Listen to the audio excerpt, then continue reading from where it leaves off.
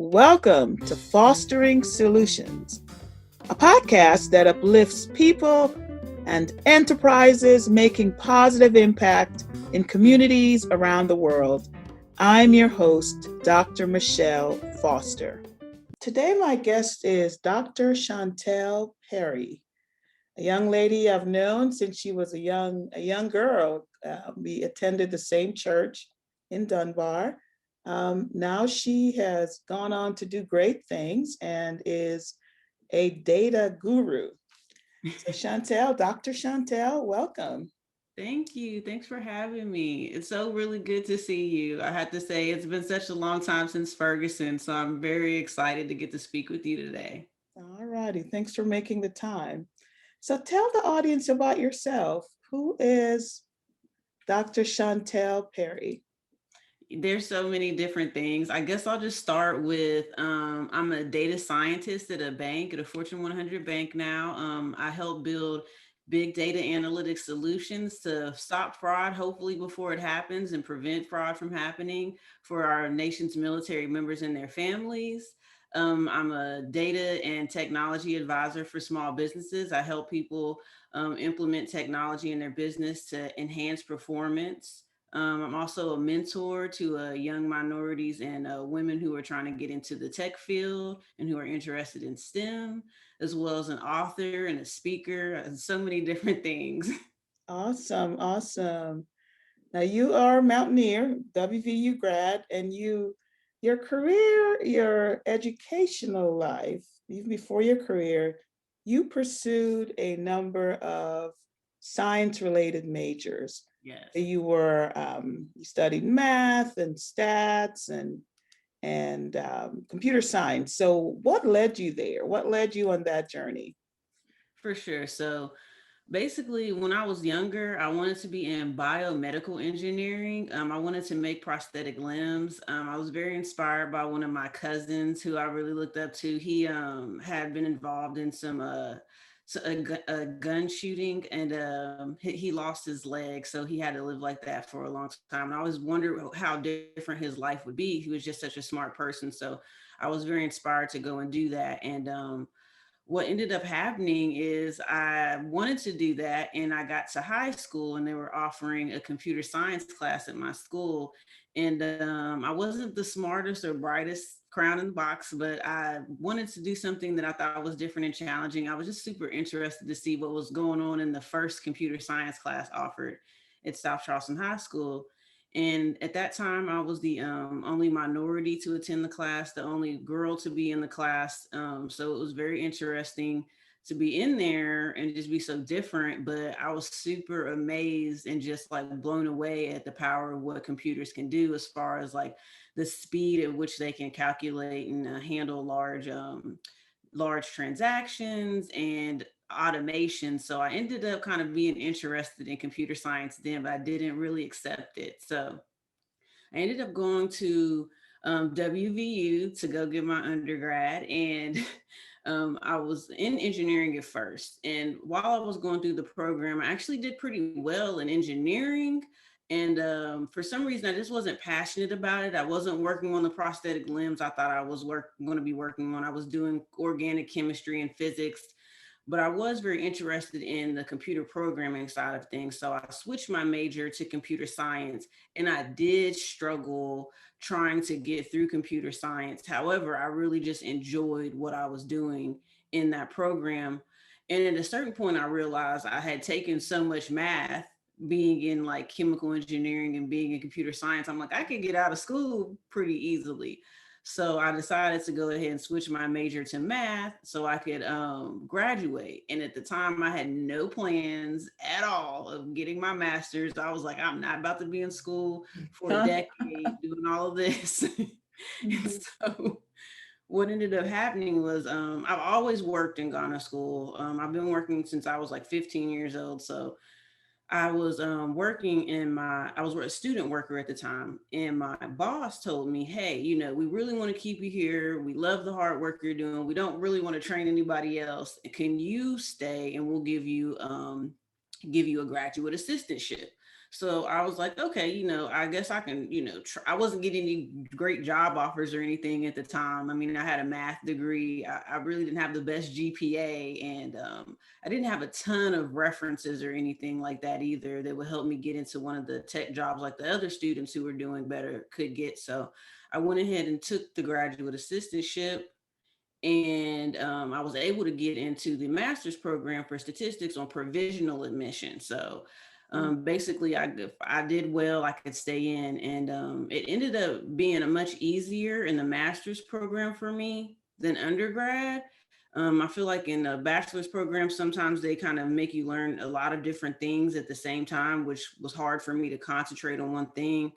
And so I got into the master's program, and I was very concentrated on that one area of the statistics, and I really enjoyed it. And I started to be able to piece together how I could use my background in computer science to automate statistics and be able to do a lot of different things in statistics. And what ended up happening after that was I ended up going into the PhD program for computer science because I wanted to move up in the industry I was working in.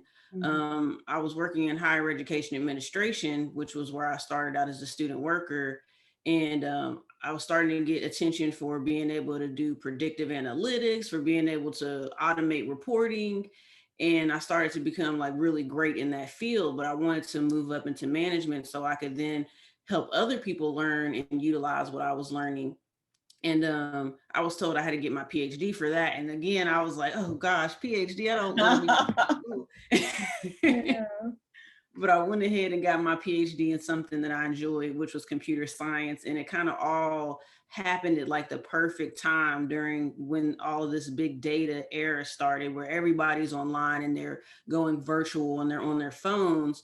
And these companies are having issues with trying to aggregate and understand all of this data and analyze it. So it's just so happened that my statistics and computer science background kind of came together. Like God just like made this data science thing just for Mhm. me. So That's awesome. And I think you're a great example of someone who didn't necessarily have great grades all the time, but you were still able to succeed. So what encouragement, what advice do you have for someone in high school right now who's thinking, oh gosh, I don't want to get a PhD? And like what advice would you have for them? I think that sometimes that vision is hard to see when you're younger, but I would say that just because maybe you're having it rough right now, that doesn't define what's going to happen for you in the future. And never sell yourself short. Definitely think about what you want in the future, and think about like, hey, it's doable. Anything is doable. Mm, It might take a long time. It might take some work, and it has to be broken down into tiny steps, but anything is doable with hard work. And pretty much you have to choose between what hard work you want to do, because when you don't go to school, you're going to have a harder time with income and things like that. Whereas if you do go to school, it's going to be hard, but at least you have the chance to have a better income and a better lifestyle, what have you. So you just have to, like they say on social media, choose your hard. And I think that yeah. just keep that in the back of your mind. It's going to be hard either way. Which hard do I want to live, right? So Very good point. Study now or just be working, right. harder later in life. Absolutely. So you're not only a data scientist, you're a data and technology advisor, even a tech author. Very, very impressive. Describe how your career has evolved over the years, your career trajectory. For sure. So I started out more as a student worker. I used to work in retail, and I also used to work at the church. I used to be a receptionist part-time at the daycare.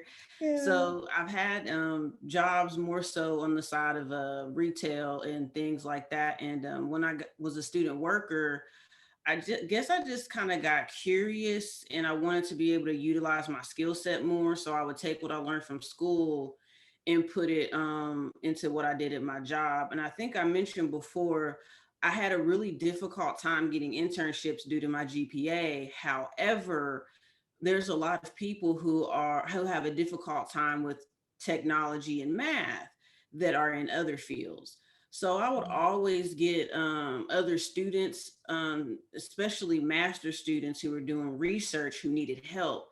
And I started to kind of think, okay, like, let me tutor them and help them where I'm really good. And it ended up turning into me doing research on the side of my job and being in school, which was a lot. But I was able to do statistical analysis, quantitative research for graduate researchers, which they would also refer me to other, nonprofits and other organizations to help with their research. And a lot of this for me was volunteer. Every blue moon I would charge, but I was really afraid to charge. But what that did for me was I actually started my own small business in college so I could take that and use the references and have that on my resume, because I knew that I couldn't get the internships. So I was utilizing that to get references along with my job, to Mhm. be able to just apply what I've learned to understand it better, while also getting what I needed to be able to get ahead in the industry. So I utilized that, and then I was able to actually get a job working in institutional research in higher education in Texas, in Corpus Christi. So I went there. I ended up just kind of hopping around at a bunch of different institutional research institutions in Texas. I was very much in demand due to my automation skills. I would Mhm. definitely say when I went to conferences, people would know who I was and say, we want her on our team. And they'd all be at my workshops and stuff like that. So that was nice. But Good. I would just basically help and go to these workshops, give out these free workshops to get my name out there, make sure that I was sharing knowledge for free so I would be known. And eventually, once I wanted to kind of like move over to the industry, I was able to take a lot of that knowledge that I had to be able to apply it to get into the industry, to get into financial services and be on a data science team. It's really odd, kind of like my story about getting into data science, because I get a lot of people asking me like, how do I get in? And when I went in, I was just a consultant. I wasn't planning on staying there full time. I had never had intentions of being hired on full time. It wasn't a work like one of those contract to hire jobs. It was just, you come in, we have this system, you need to improve it. When I went over to the industry, and so I came in and I improved the system, and I did such a great job that they offered, to interview me for a job. And then they ended up switching me to full time. And at that time, we were on our team was doing really innovative work in the industry. And I actually was just one of the few people on the team that had a PhD.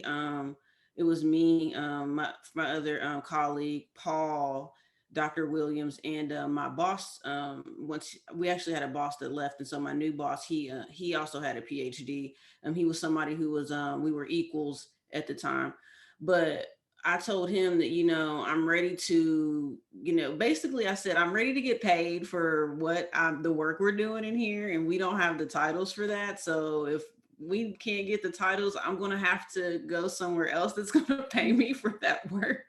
Just as the easiest way I could explain It's it. like knowing your worth. It's like all of a sudden you realized your worth. Yeah. Yeah. But it was funny because, at the time they were doing this great work way before I had come in. So everybody on the team before I was even there had deserved these data science titles, and they deserved that money. But for some strange reason, I came in thinking like, oh, I deserve this title. And so we had to fight for it. We had to go up to these tech panels and do interviews, and it was me and Paul and my boss, and we had to go in and show, hey, this is the work we're doing. This is why our team deserves them. And it was funny because we're in enterprise security, and the way that it works where I'm at is, once you get those titles, anybody in the whole department can use them. And at that time, nobody in enterprise security was able to utilize the data science title. So we worked for probably like, it had been like 4 months straight. We were trying to get these titles. And finally, one day they were like, you proved it. We're going to grant them to you. And I became the first person with the data science title in enterprise security at USAA. So it was a lot. It's been a long That's journey. a lot. So how would you define Data science, like what is, who describe, the whole profession, like what do you do as a data scientist? Sure. So data science to me, when I describe it out, is kind of like, data analytics on steroids. Whereas in higher education, when I used to work, the data sets were much smaller. They were really work withable. You didn't have to worry about having answers in real time. Mm-hmm. You didn't have to worry about like really odd data structures. And I'll give you a good example. For instance, in fraud, when you're going and you're transacting, right? You're buying something at a store, Mm-hmm. and you have a fraudster out here who's also transacting with your card. You would want that to get stopped before they actually were able to purchase whatever they were about to purchase, right? Mm-hmm. So to be able to do that in real time and stop them and understand if that transaction is you or not you, you're taking a ridiculous amount of information in a small amount of time, and you got to think this is happening what to millions and billions of people are swiping their card at the same time. Mm-hmm. Mm-hmm. So there's a lot of moving parts as far as like just what your hardware has to look like, what how you have to stream the data quickly, the algorithms that are trying to go in and calculate and understand. It's called big data is the issue that you're trying to solve here. So it kind of stems a little bit further away from when you're doing a research study and you're reporting on a data set that you're given and it's the Excel spreadsheet. It's basically like just a different type of challenge, right? So Mm-hmm. that's what data scientists do. We basically take these really difficult big data sets in like fast real time manners. For some of us we're dealing with image data, text data, speech, voice data, trying to basically analyze that and process that quickly. So these are just very challenging problems that data scientists have to deal with, and that's what kind of like stems this and breaks it apart from just data analytics. Fascinating. Sorry, it was a mouthful. No, that's it's just fascinating. Um, so, and we kind of may have already touched on this some, where you said you have to choose your hard. But how can we inspire more young people who look like us to get into STEM careers? Like what words of inspiration would you have for them? I would say Someone that that may not know what they want to, yeah, what area of study they want to get in. How would you kind of nudge them towards STEM? I would say that don't be afraid of something that's challenging. Anything that you practice at and that you work hard at, it's going to become easier, right? So everything you start off at, usually you're terrible when you first start. Mhm. Just because you don't feel like it's naturally given to you doesn't mean it's not for you. And I also think from a perspective of being, a thought leader in the field, we have to do a better job of trying to make things easier and more digestible for people. So I try to, when I wrote my book, which was one of the reasons I wrote the book, I noticed like, I'm reading these textbooks. I don't relate to any of this stuff. This is really hard for me to digest, and I took what I knew from the teachers that were really great to me and really broke things down for me. And I try to put that into my book, and I try to put that into what I put out into the world for people to help them understand. It's really only as hard as you make it to be. So I feel like from a educator perspective, there's definitely work to do to kind of make it more digestible for the youth to want to go into these fields, right? Make things more interesting, more fun, simpler, so they don't feel like it's an impossible feat all the time. But Mhm. those are the ways that I think about it. Just making it more digestible. Okay. And you mentioned your book. You're a best-selling tech author. So what led to to you writing the book? Where did you find the time to write a book? So talk about the book and how it came to be, and you know, what's the name of it and all that stuff. So I was inspired to start the Data Newbie to Guru series because I honestly had no idea that I was going to get this influx of people on social media when I first got on. I'm still kind of like taking a break from social because sometimes it's so overwhelming. But I just got an influx of people reaching out for help, and I was like, I can't help everybody at a low affordable cost at the same time. Like, how can I make this? How can I take what I have in here and give it to the world at an affordable rate, but also in a quick manner that helps them get into the field fast? Hmm. So I wrote Data Newbie to Guru basically to help people who wanted to get into data quickly get their foot in the door and learn the one skill that helped me through my whole career. And to me, that language or that one skill that I've used at every job since pretty much the beginning of the time that I started working in any type of analytics was SQL, which is a programming language to manipulate databases. Very easy language to learn. I actually wrote it with my mother. She's an editor on there. And she even was like, oh man, I'm learning while I'm reading this. It's actually not as bad as I thought it was, which is typically the response I get from people who go into computer science when they're doubting themselves. But really it was just the demand, and finding the time was more so just out of like my passion for wanting to help, because my mission, or what I used to say all the time, I still say it just in different ways, is that my passion is really storytelling with data and telling the story that's behind data, but my purpose is helping others succeed in life. And without actually doing that, I wouldn't be fulfilled. And I knew that there was just something that needed to happen. There needed to be a Black woman in the tech field with a book that could touch other people, so they don't just see, hey, I'm getting this education, but I'm getting it from somebody that looks like me and this is doable for me. So Hmm. Awesome, awesome. So, what do you know now that you wish you knew when you were a student at WVU? It's like, what do you know now that you wish you knew back then?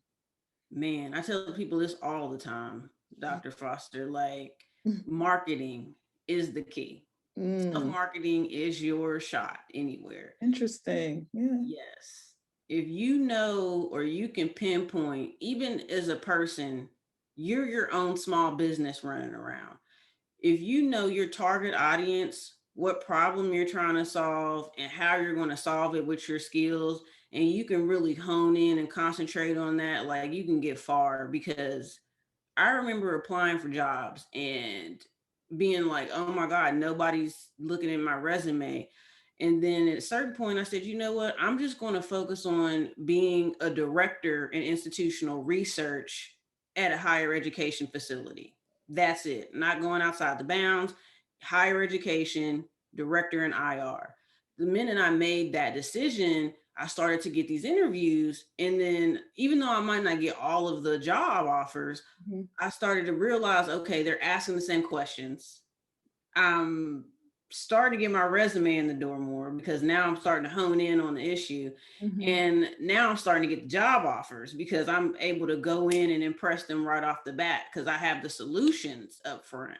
And I'm able to present like, hey, this is you, this is your problem, I know you.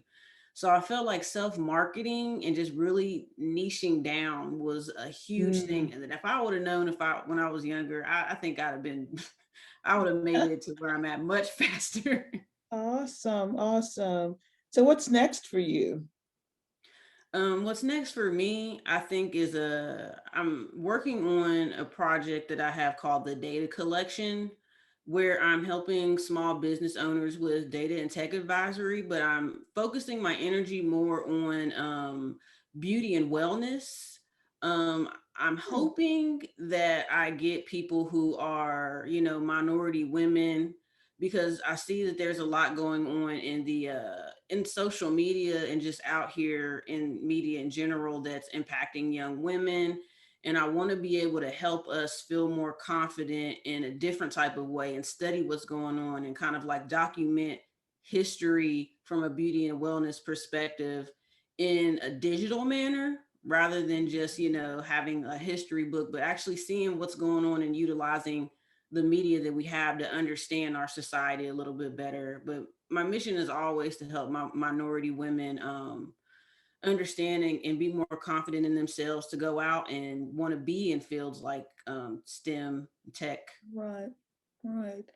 So would you say that's what sets your soul on fire? Is that what kind of gives you that that joy and that sense of fulfillment? For Helping? sure. Yeah. Yes. It always feels good when somebody reaches out and they're like, "Hey, you really meant a lot to me. I want to talk to you. Oh my God, that advice you gave. I now have my internship." And like just to see, like almost like seeing yourself in them, and they're doing this great thing. And I hope they propel past me. I hope they do way better than me. That would make my life. That's awesome. Yeah. Any parting words? I would say that probably the biggest thing throughout my life has always been like the struggle with myself. I kind of don't even look at being a minority as and a woman and from a low income background the same way anymore. Like I used to think that, oh, those things really hinder and they stop you. And in some instances they do. But honestly, I feel like the biggest hinderer can be yourself. Mm, And I think that working on self confidence and shutting out those outside things and not letting them stop you is the most important. Making sure that you can win the battle with you is the best battle that you can fight. awesome words. Awesome words. How did you get so wise? I Thank you so much. have so Yeah. many grannies that I just love, and they teach me so much. I just listen to them and learn from them, and Mhm. they want to help people that are your grannies want to help you, and I feel like you should listen. They know what they're talking about. They've been through it. I Try not know, to right? repeat it. Absolutely. Thank you so much, Dr. Chantel Perry. It's been a pleasure chatting with you and learning about your career as a data scientist. And you're certainly an inspiration, not only to me, but I'm sure you will be to others when they listen to this. Thank you so much. Thank you as well. I'm so honored that you had me, and thank you for allowing me to serve your audience. It's really a pleasure. All righty. Take care. You too. Bye. Bye bye.